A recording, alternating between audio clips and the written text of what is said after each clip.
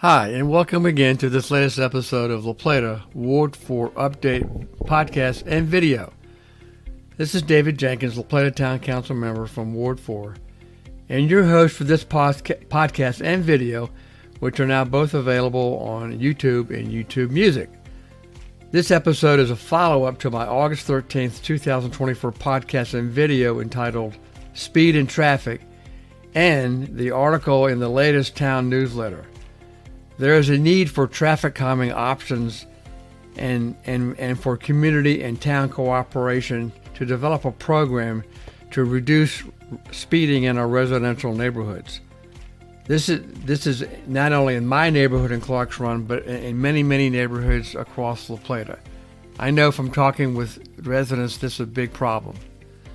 And what really has prompted this now in my neighborhood, that recently, I think last week, there was an incident where a driver, and I believe it was a resident here in Clark's Run, decided to blow through at a bus stop where a school bus would stop with their stop sign deployed, and decided to go through that stop sign as kids were either getting on or getting off the bus.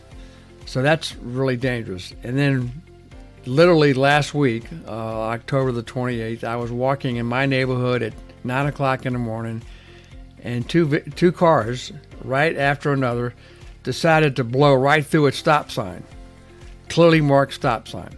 So that really has prompted not only my previous podcast and article, but also this podcast and video to really address the issue and perhaps develop a program here in the town, working with neighborhood community organizations or homeowners association.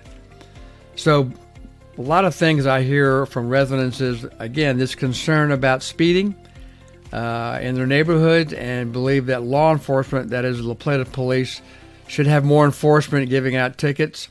That certainly is one element to stop speeding, but unfortunately the police cannot be everywhere. And unfortunately then it will take them away from other crucial activities with respect to crime prevention as well. This is not to suggest that speeding is not important. It is. It's just that the police cannot be everywhere. So what I believe, though, there needs to be what I would call, and what Strong Towns calls, a bottom-up approach.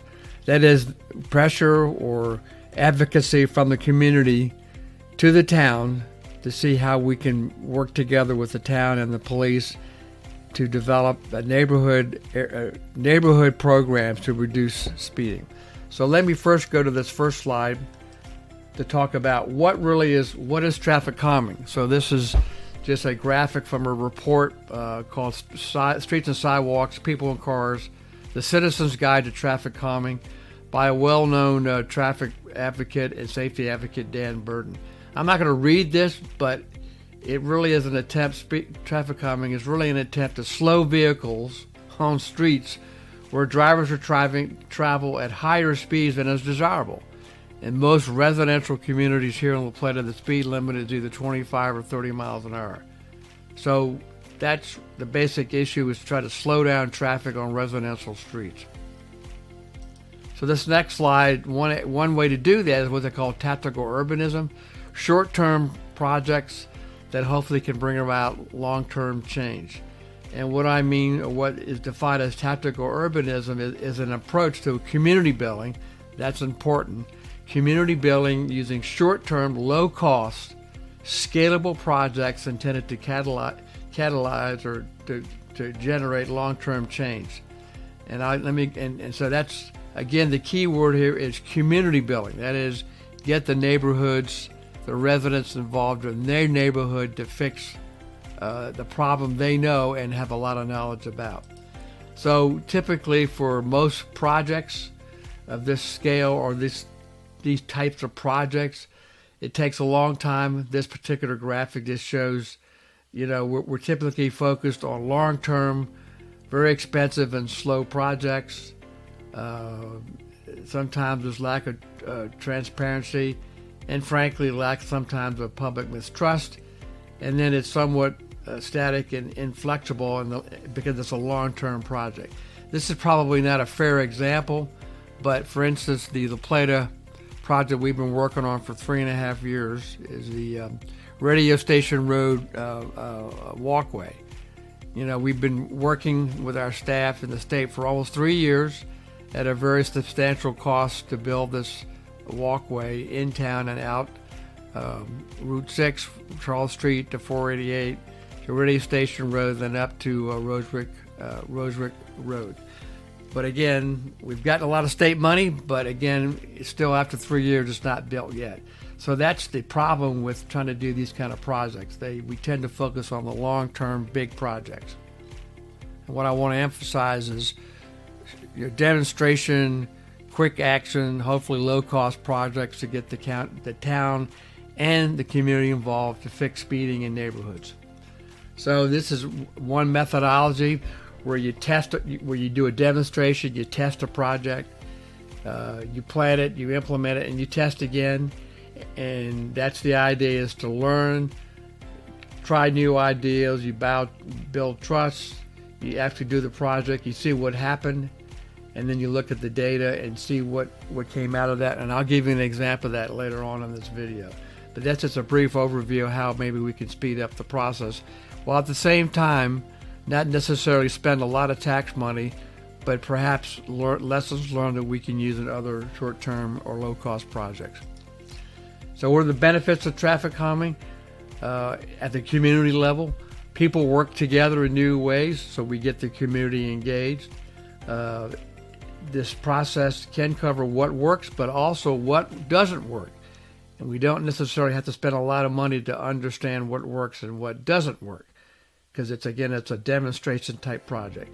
And frankly, number 3, it builds good political will and delivers public benefits to us, the community, hopefully faster.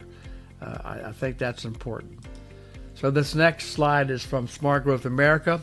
They have a whole website, and I'll give you the link to this, where they have a whole section demonstrated to quick build demonstration projects where they've helped communities all over the country, communities large and small. And I'll give you an example shortly where they look at short-term demonstration projects to fix a specific traffic traffic calming problem in that community. And as it says here, there is federal money, there is federal funding, a grant available through their Safe Streets and Roads program. So again, that's another benefit of trying to go after these projects. Again, hopefully quick turnaround and not too expensive. And this is just from their webpage. Again, why do a quick build project? What are the benefits? Well, again, the important issue is to improve safety quickly or overnight on dangerous corridors or streets or intersections. Cheaply test designs or interventions and other materials, such as even things such as hay bales and styrofoam and cones, those kind of things. And I'll give you examples of those shortly. Another important thing, you engage everyone in the process, that the community, the town staff, and us as elected officials or other elected officials. That then generates new knowledge and partnerships. Partnerships are key to getting these kind of things and other projects done. Hopefully then, after a demonstration and lessons learned, it builds support for even better or even permanent project or implementation. And then also, again, to encourage the use of other transportation modes, specifically walking and cycling in our neighborhoods. So it's a good way to do short-term investment with a great return in the future. So this is a particular project from their website in South Bend, Indiana. So yes, South Bend is significantly larger than La Plata, but I picked this one because it specifically talked about neighborhood traffic calming. Okay, and their issue was, you can read up here, they wanted to do a demonstration project to test specific or traffic calming tools that had never been used before, including traffic circle, chicanes, or bump outs, and I'll show you what they are, and working with neighborhoods to try to slow down traffic in residential neighborhoods. And so they thought this will be a way to not only slow down traffic, but also build trust with that particular community or other communities, and then use that to replicate this in other parts of South Bend. We could do that here in La Plata as well. So let me go to the next slide, and I'll just show you some of the tools they use. So they tried out, in this case, 3 different measures in 5 locations throughout this particular neighborhood, including 2 traffic circles, 2 chicanes. This is chicane where they try to, there are a pair of bump outs that introduce curves into an otherwise straight road. Can you think of East Patuxent Drive in Clark's Run or other neighborhoods? And otherwise straight roads to encourage people to drive 10 to 30% slower.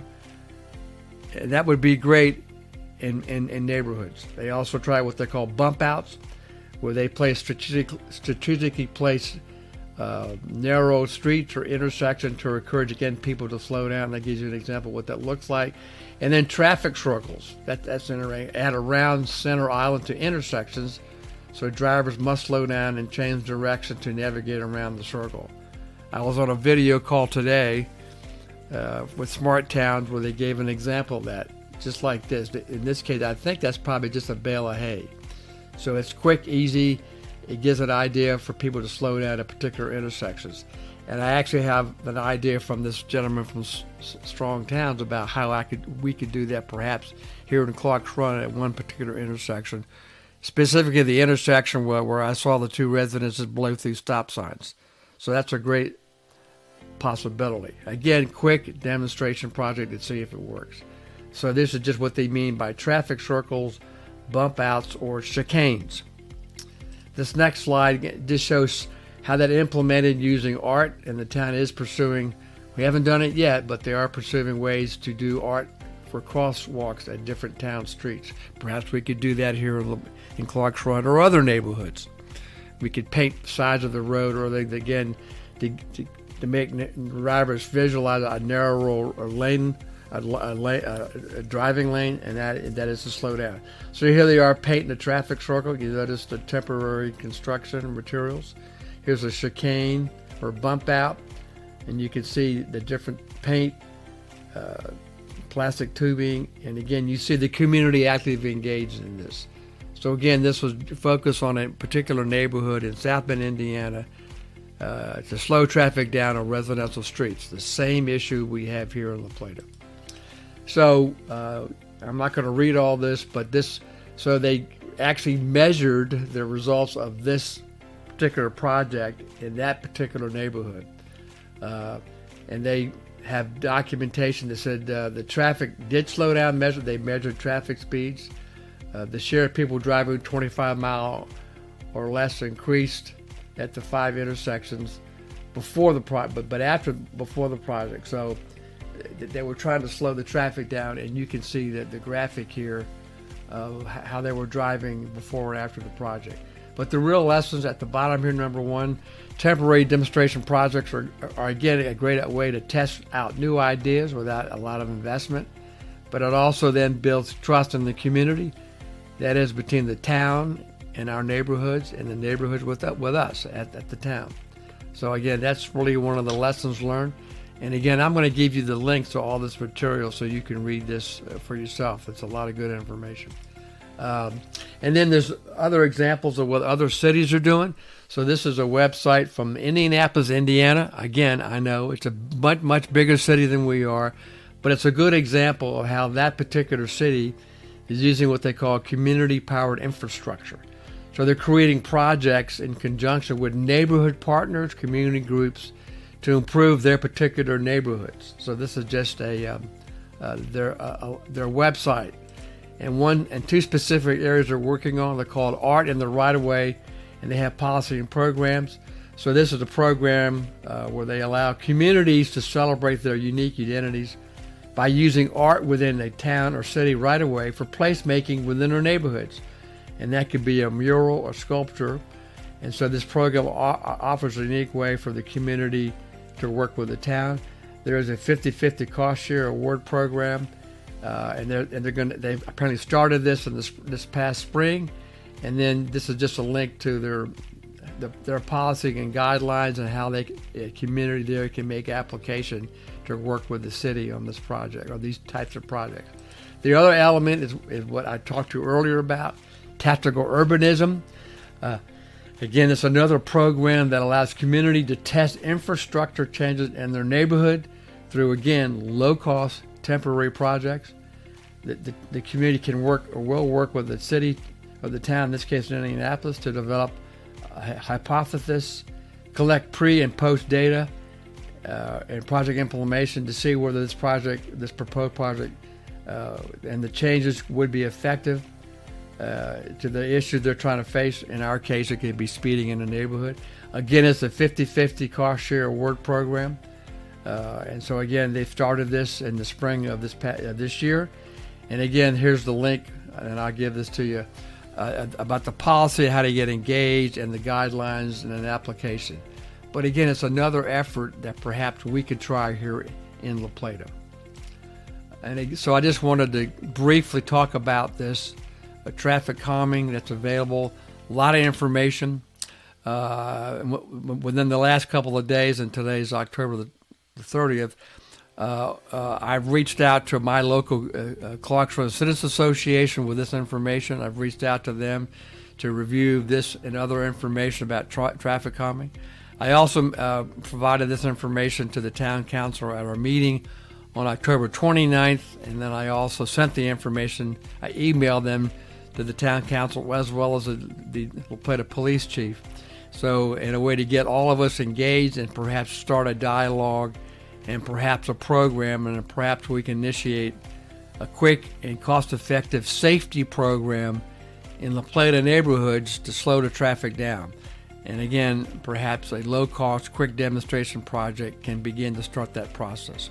So again, I just wanted to briefly show this to you after the two recent incidents in my neighborhood about speeding. Again, running through a school bus stop sign early in the morning, and then two folks running stop signs in our neighborhood. So again, thanks again for listening and watching. Again, email me any questions or comments to me at djenkins@townlaplata.org.